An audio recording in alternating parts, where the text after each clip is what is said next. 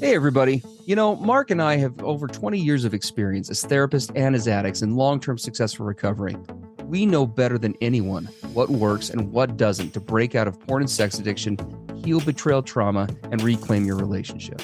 And we've poured all of our personal and professional recovery and healing experience into a first-of-its-kind program for addicts, spouses, and couples. We call it Dare to Connect. At least 4 times every week, we engage with you in real time, in the trenches, giving you the knowledge and the tools to take back your life and relationship. Whatever else you've done on your journey for healing and recovery, you've never done anything like this. Mark and I, we've made all the mistakes, so you don't have to. Don't reinvent the wheel. We all know tomorrow never comes. Look, don't wait one more day to change. Claim your free 2-week trial today at daretoconnectnow.com.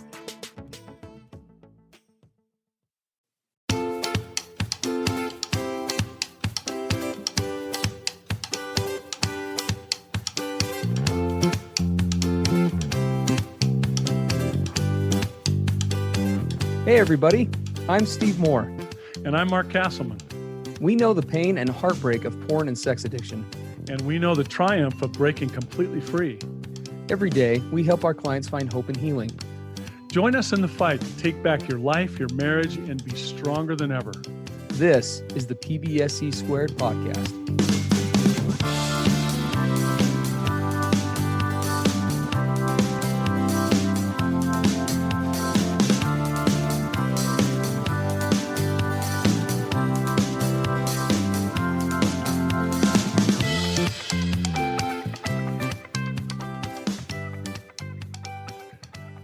So, hey, Steve, it seems like there's just some weeks when we do podcasting that there's a common theme that keeps showing up during our therapy weeks, right?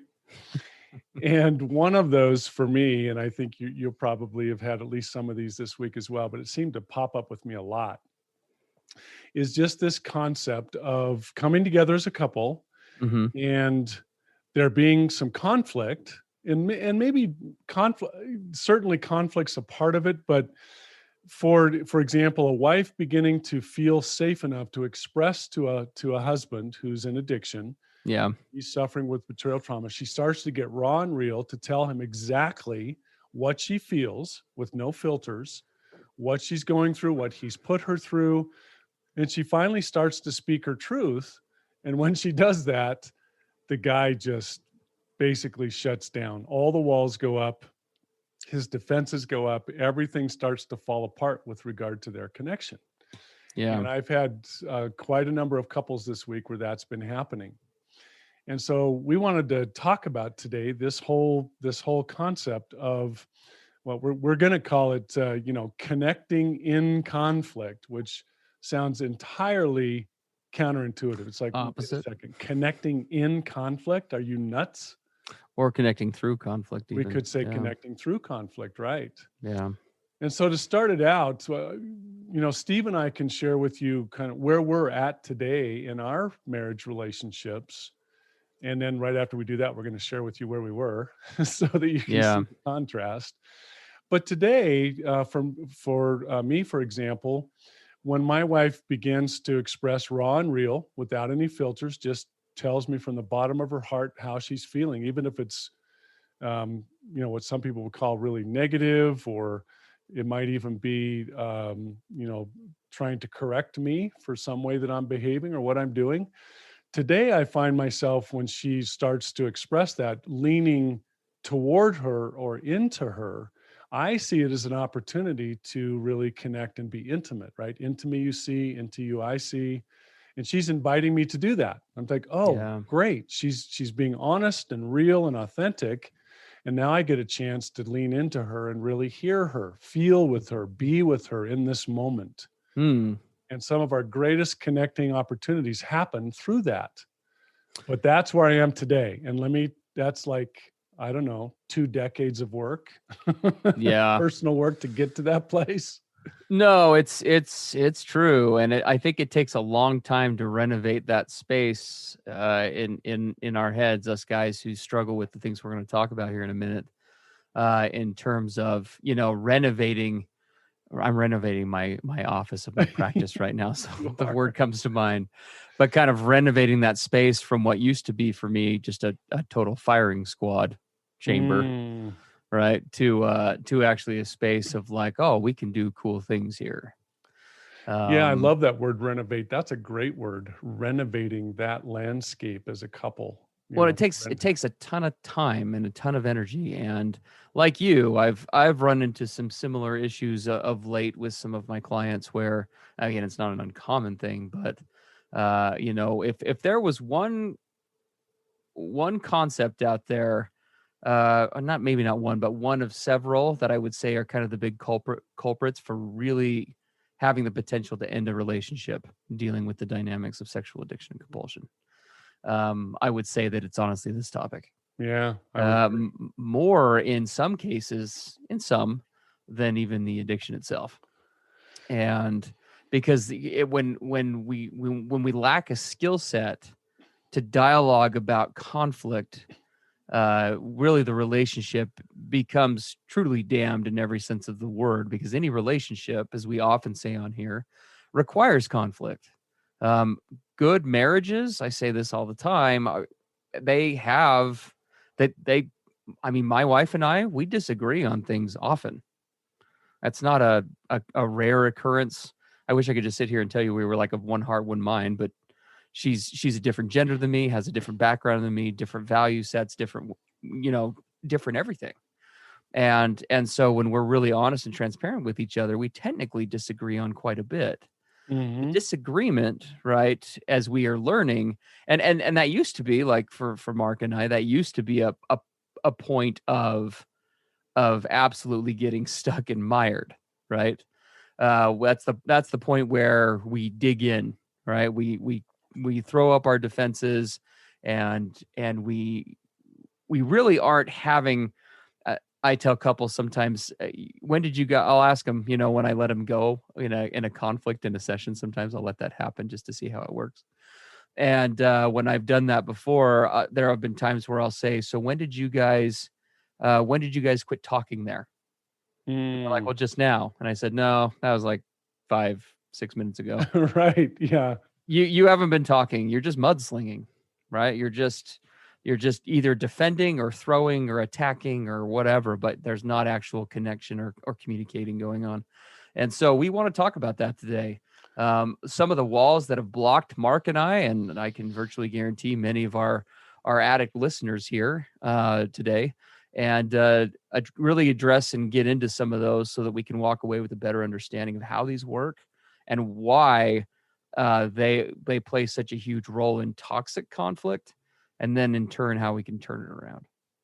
Yeah. So let's talk about, I just talked about where I am today, but man, where I was in my deep addiction years, and not just the deep addiction years, but a good many of my recovery years have been working this out. It wasn't that I suddenly got in recovery and this was all better. This is an ongoing effort.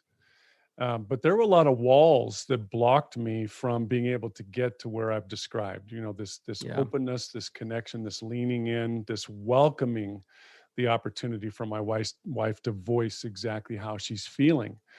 But I came from a really deep, dark place that was at the polar opposite of that. And I think one of the things is I've looked at that for myself and the clients I work with, it comes down to, for us as guys, what we call a shame filter, right? So much of what's happening in the relationship is being filtered through my own shame, right? And that, as you've said, it kind of strains out all the good that's trying to be done in that moment. Because really, when our wives are expressing themselves in a raw, authentic way, while the words might sound to our ego like it's attacking, what it really is it's inviting.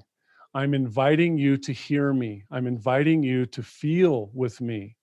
I'm inviting you to provide a safe place where I can really express my heart and can hang in and do that with me. Well, through my shame filter, I couldn't. Because everything my wife would say would just trigger me big time, right? My unworthiness, my not measuring up. Oh, here I am not measuring up again. Here I am not being good enough again. And I would actually, we joked today, but she would say, yeah, every time I would get kind of raw and real with you, you thought we were getting a divorce. Yep. And I did. Yeah, It's like, oh, great, sure. we're getting divorced because my wife, there's some conflict here. No, absolutely. I mean, I'm thinking of some clients that I've worked with in the recent past. I mean, far too often in our offices, we see examples of how this plays out in just really the most heartbreaking ways. I see a wife get brave and really put herself on the line to get vulnerable again for the 15th trillionth time. And even though she's got every reason to question and be suspect and not do it, she picks up the sword once more. She trusts the therapeutic process enough to try. And her husband, and I'm not saying this is intentional, because oftentimes it isn't. In many cases, in most, I'd probably argue it's not a lack of effort, but he is not able to meet her in that vulnerability.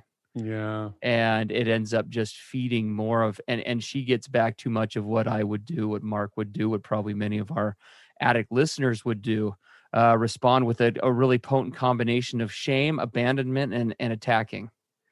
And we would filter out all, too often we filter out any of the good, like Mark is talking about. It's important to recognize that this isn't always shame. Sometimes it's also just insecurity, right? When we talk about shame, we're obviously talking about more of an identity, right? I'm convinced in my beliefs. It's not just, I wonder, there's not an openness to it. It's a closed-minded mindset. I suck as a husband.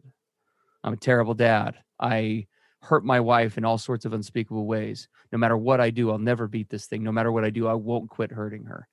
That was my old shame voice. And every time I would try to show up in one of these vulnerable moments, right, we would run aground on my iceberg of crap.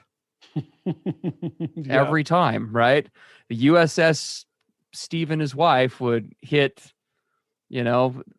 the gigantic wall, and we would find ourselves walking away more frustrated. My wife was less eager to talk to me the next time. I felt even more hopeless, and we edged just a little bit closer to divorce. Yeah. And the thing is, guys, if you're experiencing this shame filter or insecurity filter where you find your hackles going up and going into defensive mode really quickly, if your wife, starts to get really raw about expressing how you've hurt her, or how, just different ways you haven't shown up, or any of those things, this comes from a lifetime of experience, right? For me, I learned as a kid to defend myself and to put up this wall because I got a lot of criticism that wasn't positive, that wasn't constructive. It was attacking, it was belittling, it was demeaning. And so I learned, in order to survive emotionally, that anytime anyone would come at me that way, I would throw up my walls. Yeah. And begin to resist immediately. Yeah. And it was a legitimate survival strategy to just keep going as a kid, right? And as a teenager. Those are brutal years. Well, it's all we knew, right? That's it. And that again kind of leads to that tragic piece, because watching a couple go through this process, and they're both trying, but one of the big barriers that we're talking about today, so we've got the shame filtering, the insecurity, but also there's just this lack of skill set, right? Yeah. For both emotional expression, but also just even being emotionally present, right? Just being in the presence of my wife's pain was like trying to sit down and cuddle next to like the sun's corona. It was just like searing. It was like, this is such an uncomfortable, hard place to be, right? I was just so averse to it. And even being in that place, we talk about on this podcast, sitting in the pain. This is one of those ways in which most of us addicts, we lack that. And we lack it for very valid reasons. It's not because we're bad people. It's actually quite the opposite, right? We oftentimes have trauma that's been unresolved in our past ourselves. We oftentimes are struggling with, like Mark, like you said, right? Just we weren't taught anything different. It was a lack of understanding, right? It's all we ever knew. It was the best that we could do to cope. The lacking these skill sets, right, for emotional expression and emotional presence are really the same ones that in many cases are the foundation of the addiction itself. Because is it not just the same thing, right? It's a lack of being able to cope in healthy ways, right? I Yeah. come up against issues or challenges or problems, and I turn to what my child or what my youth or what days of old taught me will work.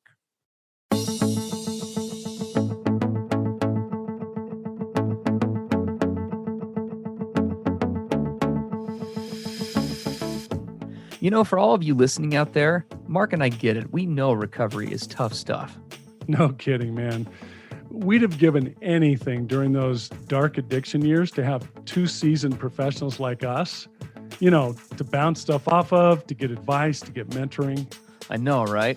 That's why we've created the perfect program to guide addicts and spouses on their path to healing. For those listening today, there's no need for you to reinvent the wheel. You don't have to make the same mistakes we did.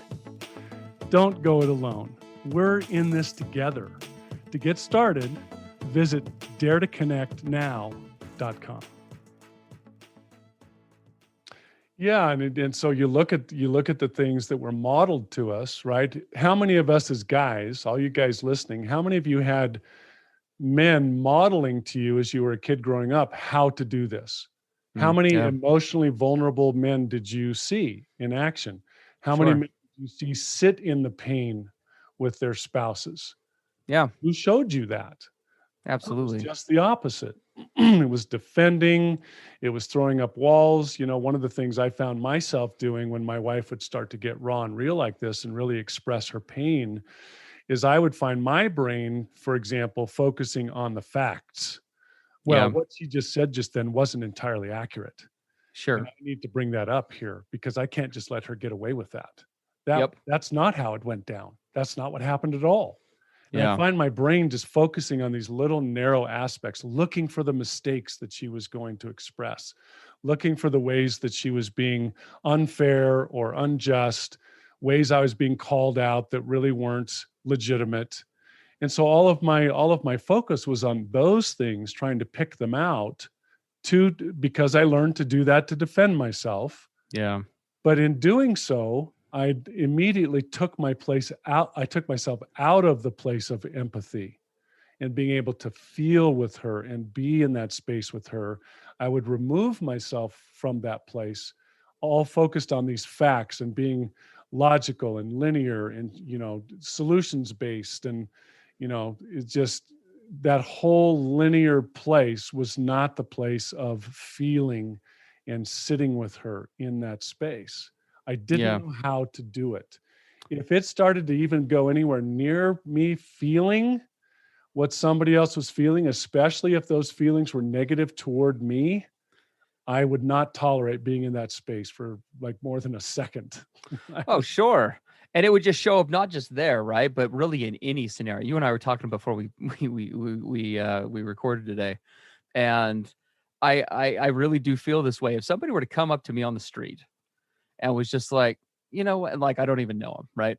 Steve, you are such a fill in whatever naughty word suits you best today, right there. You've a been jerk, such a jackass, a loser. my thoughts were a little stronger, but yeah, I don't want this podcast to get an adult rating. But yeah, if somebody came up and said, you're just such a jerk, you've been such a jerk to your wife. There have been so many times where she probably should have just left you and then just like walked away. I would be super puzzled, and I probably would be like a little bit offended, like, where is this guy coming from?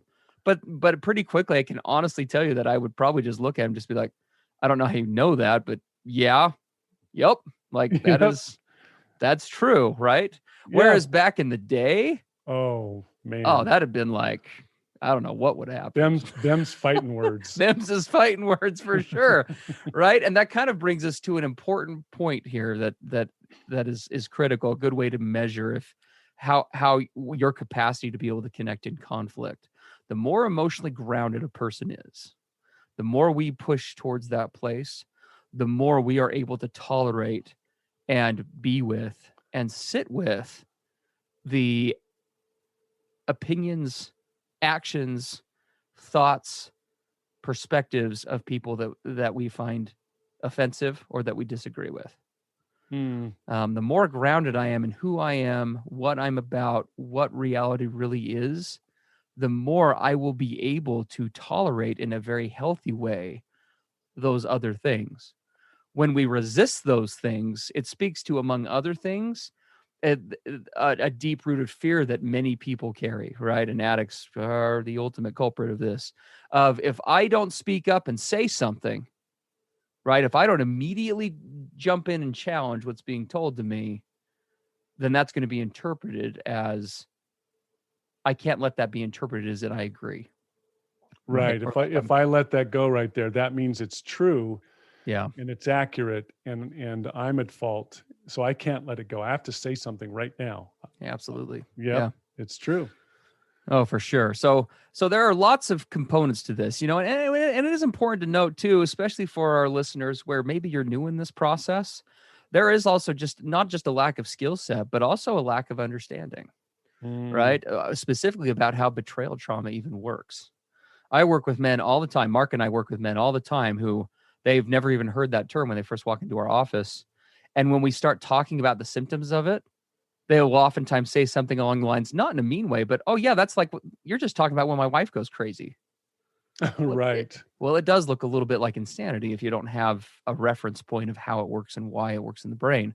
And so oftentimes this, we get stymied by just a lack of understanding and betrayal trauma. So I guess what this all comes back to, right, is being able to look at these different areas and approach it first from an individual perspective, right? Before you start taking your partner's inventory, it is critical that we start looking at, how do I show up in these conversations, right? Am I grounded today? Am I based in a solid place? Is if a difficult topic comes up, it's asking yourself the question, am I strong enough today? Now, for a guy, that sounds really great, Right. grading on metal, but am I strong enough today? Am I in a grounded enough place to sit with her in her pain? And if not, I will be much better served by taking ownership of that and putting in the work to do it before that. Right. And this is, as we talk about this being able to show up and sit in the pain with someone, with a spouse, this is not just incredibly valuable for your relationship and coming together. This is an essential part of your recovery, guys. Yes. All the things we're talking about are things that you should be doing in your recovery and returning to healthy living anyway. Yes. Facing my shame, looking at all the ways that I get triggered in my insecurities, looking at some of my ego defense mechanisms and issues, stuff that was modeled to me as a guy as I grew up that I just simply act out in a very robotic autopilot way today. Yeah. The assignment we have for you as we kind of tie this up is listen to this as a couple and then dare to talk about it. Like, guys, invite your wife to help you to see, do you notice, sweetheart, any of these things coming up? Do I put up these walls? Yeah. Who's better to help you to see that than your spouse? Well, and I'm so, I think about this and I love what you're saying. And this is one of the reasons why I am so excited for Dare to Connect to come out on May 1st. May right? 3rd. Or, well, I guess you can enroll and register May 1st. Right. Enroll and register May 1st, and our first live webinar will be May 3rd. You're right. Yeah. So we go live on May 3rd. Thank you for the clarification. And, it's because this podcast we know is helpful to a lot of people, and we are grateful for that. We get a lot of positive feedback about it. We get a lot of positive feedback in our practices.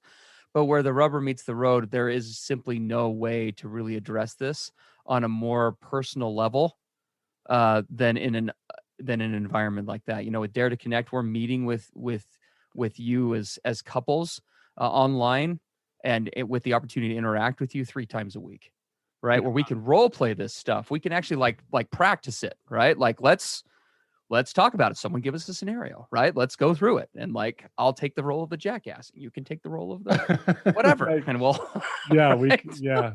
That's the exciting part. We'll actually be able to go into depth that we can't do on this podcast, and in Dare to Connect. So connecting in conflict, that'll be one of the things we spend a lot of time on in Dare to Connect each week, is showing couples how to do it. Yeah, how absolutely. to move through these walls and to come closer than they've ever been before. Yeah, we're really stoked to launch that and start working with people. Absolutely. Please do visit us at daretoconnectnow.com. We've got some awesome stuff up on the site kind of ready. We got some cool stuff we're doing just in the finishing stages here. So we're excited to start that up. As always, guys, we care about you. We care about your relationships. I think I misspoke there a minute ago when I said I'll be the jackass, because we act like jackasses, right? Let me clarify. Right. It's not your identity, Steve. It's not an identity. Here's the therapist introducing a shame-based identity. Because you guys are not jackasses. I wasn't a jackass at the time, but all of these holes in our recovery, those areas where we still need to work, on our own insecurities, on our own confidence, on our own relationship with our higher power, right? Something we weren't even able to get to today, which is a huge piece of this whole thing. In terms of being emotionally grounded. We will talk about all that and more on Dare to Connect, and we love getting feedback from you. Please shoot us an email if there's something you'd like us to address on the podcast over at pbscpodcast.com. Have a great rest of your day, everybody. Take care, and we will talk to you next week. Everything expressed on the PBSC podcast are the opinions of the hosts and the participants, and is for informational and educational purposes only. This podcast should not be considered mental health therapy or as a substitute thereof. It is strongly recommended that you seek out the clinical guidance of an individual qualified mental health professional. If you're experiencing thoughts of suicide, self-harm, or a desire to harm others, please dial 911 or go to your nearest emergency room.